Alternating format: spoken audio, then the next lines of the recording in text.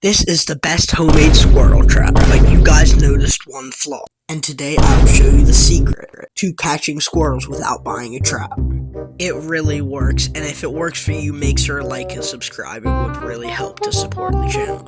Okay, so find a stick or any object that could do the job of holding up another object like a pin. This is a basic trap but very effective, and of course, most importantly, humane.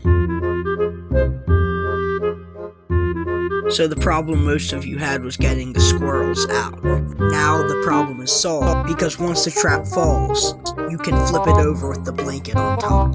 I hope it works for you.